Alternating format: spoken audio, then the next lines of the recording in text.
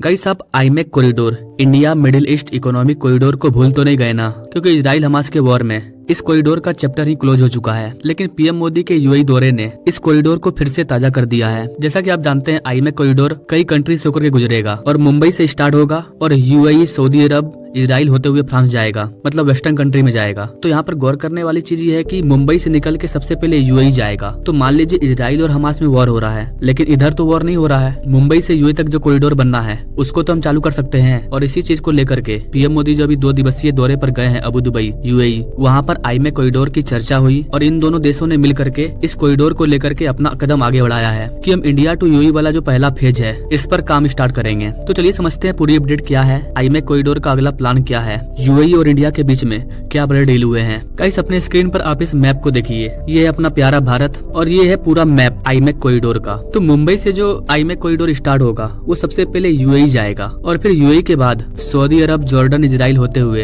ये ग्रीस जाएगा और फिर वेस्टर्न कंट्री यानी कि यूरोप में प्रवेश करेगा। तो हमारे प्राइम मिनिस्टर मोदी अभी 2 दिवसीय दौरे पर गए हैं यूएई और इस 2 दिवसीय दौरे में आईमेक कॉरिडोर पर चर्चा हुई, क्योंकि जब से इजराइल हमास वॉर स्टार्ट हुआ है तब से इस कॉरिडोर पर चर्चा होना बंद हो गया है। और चूंकि भारत में भी इलेक्शन है, अमेरिका में भी इलेक्शन है, इसके वजह से भी इस कॉरिडोर पर कोई उतना फोकस नहीं कर रहा है। क्योंकि गाइस आप सभी जानते हैं कि 2024 में लगभग पूरे वर्ल्ड की आधी से ज्यादा जनसंख्या सिर्फ वोटिंग करेगी। जी हाँ गाइस, अभी पाकिस्तान में इलेक्शन हुआ, भारत में होने वाला है, अक्टूबर नवंबर में अमेरिका में होगा, कई कंट्री में वोटिंग होने वाला है। तो जिस साल वोटिंग होता है उस साल का जो ग्रोथ है, जो डेवलपमेंट है, वो काफी कम रहता है, क्योंकि सबका फोकस इलेक्शन पे रहता है। लेकिन इसी बीच मोदी जी का यूएई जाना, इस कॉरिडोर पर बात छिड़ना और एक बड़ा डील होना, ये अपने आप में एक बड़ी बात है जो चीन का हवा उड़ा रहा है। क्योंकि आप चीन के कॉरिडोर के बारे में जानते ही होंगे, BRI, belt and road initiative project, उसका काउंटर करने के लिए आईमेक कॉरिडोर का बनना बहुत ही जरूरी है। चाइना को पता है कि भारत गल्फ रीजन में अपना पैर पसारते जा रहा है और गाइस गल्फ रीजन भारत के लिए इसलिए इम्पोर्टेंट है क्योंकि पूरे गल्फ रीजन में सिर्फ एनर्जी है, जितना भी ऑयल है, जितना भी गैस है, सब इसी अरब कंट्री में समाहित है। और जब से पीएम मोदी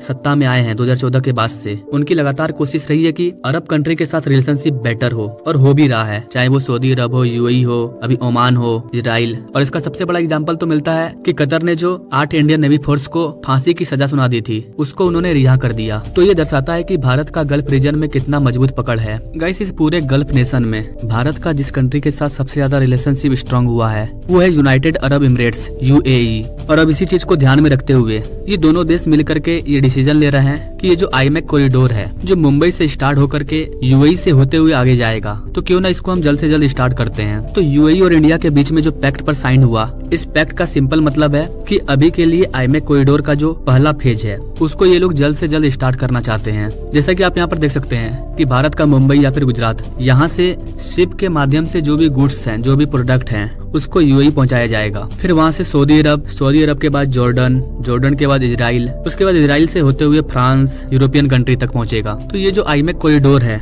इसके अंदर शिप का भी यूज किया जा रहा है, यानी कि पानी के माध्यम से, रोड का भी यूज किया जा रहा है, ट्रेन का भी यूज किया जा रहा है और एक तरह का कनेक्टिविटी तैयार किया जा रहा है ताकि चीजों को आसानी से कम समय में यहाँ से वहाँ ले जाया जा सके। लेकिन जैसा कि आप सभी जानते हैं कि यहाँ पर एक प्रॉब्लम आया और इजराइल हमास वॉर स्टार्ट हो गया। तो सऊदी अरब से इजराइल और यूरोप वाला जो फेज है वो तो अधूरा है क्योंकि बीच में वॉर चल रहा है। लेकिन इंडिया और यूएई का जो फेज है, पहला फेज, वहाँ पर तो कोई वॉर नहीं चल रहा है। दोनों कंट्री का जो रिलेशनशिप है वो भी काफी स्ट्रॉन्ग है, तो इसको स्टार्ट कर देना चाहिए। तो ये जो एग्रीमेंट हुआ है यूएई और दुबई के बीच में, इसे एक तरह का लैंडमार्क एग्रीमेंट कहा जा रहा है और इसका जो मेन एम है टू इनहेंस रीजनल कनेक्टिविटी। तो ये रीजनल कनेक्टिविटी है, यूएई और इंडिया का जो रीजन है वहाँ का जो कनेक्टिविटी है उसको स्टार्ट किया जा रहा है। और इसको लेकर के हमारे प्राइम मिनिस्टर मोदी और यूएई के जो प्रेसिडेंट है शेख मोहम्मद बिन जियाद अल नहयान, इनके बीच में इस कॉरिडोर को लेकर के चर्चा हुई है। तो यूएई और भारत मिलकर के अपना रीजनल कनेक्टिविटी को तैयार कर रहे हैं। उसके बाद अभी आगे वाले पर बातचीत नहीं हुई है, क्योंकि अगर सऊदी अरब तक जाता भी है तो जॉर्डन तक तो चल जाएगा, लेकिन इजराइल हमास के बीच में वॉर चल रहा है, वहाँ पर प्रॉब्लम है। भारत क्यों इस पर इतना जोर दे रहा है? गाइस ये जरूरी इसलिए हो जाता है क्योंकि भारत नहीं चाहता है कि ट्रेड रुके।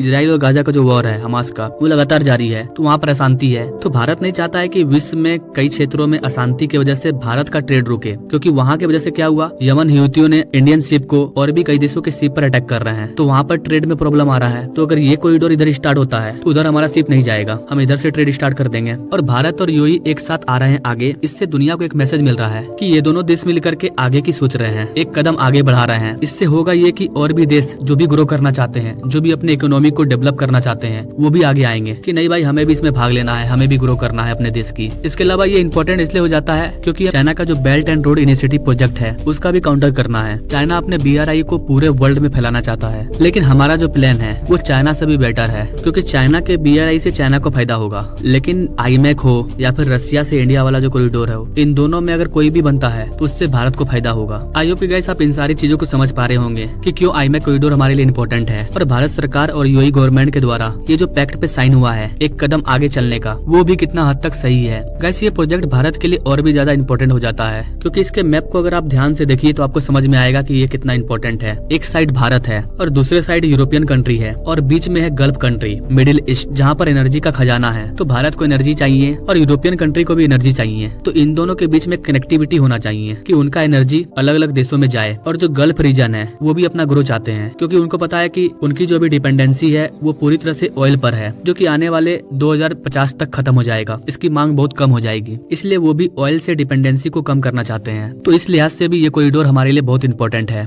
और इस कॉरिडोर से कई देशों को फायदा होगा। तो ये जो भारत और UAE के बीच में पैक्ट साइन हुआ ये बहुत ही इंपॉर्टेंट पैक्ट है, और इसके अलावा इसी तरह के 10 पैक्ट पर साइन हुए हैं अलग अलग चीजों को लेकर के, जैसे कि UAE में भारत मॉल खोला जा रहा है, इसके बाद एक मंदिर का भी उद्घाटन हुआ, फिर भारत के UPI को लेकर के भी एक बड़ा डील हुआ है, इसके अलावा ऑयल ट्रेड पर भी बातचीत हुई है। तो बहुत सारी डील हुई, लेकिन इसमें जो सबसे मस्त चीज था वो था IMEC कॉरिडोर का डील। वैसे गाइस आपको क्या लगता है, क्या IMEC कॉरिडोर क्या ये सच में साकार हो पाएगा? क्योंकि ये दुनिया का सबसे बड़ा कॉरिडोर होने वाला है अगर ये तैयार हो जाएगा तो, क्योंकि इसमें दुनिया के बड़े बड़े कंट्रीज शामिल है। तो आप कमेंट कीजिए गाइस आपको क्या लगता है, भारत और UAE मिल करके एक अच्छा स्टार्टअप कर रहे हैं, इससे आने वाले समय में IMEC कॉरिडोर को बूस्ट मिलेगा? आप क्या सोचते हैं इसके बारे में कमेंट कीजिए। Now thank you for watching, मिलते हैं अगले वीडियो में एक नई जानकारी के साथ, तब तक के लिए जय हिंद।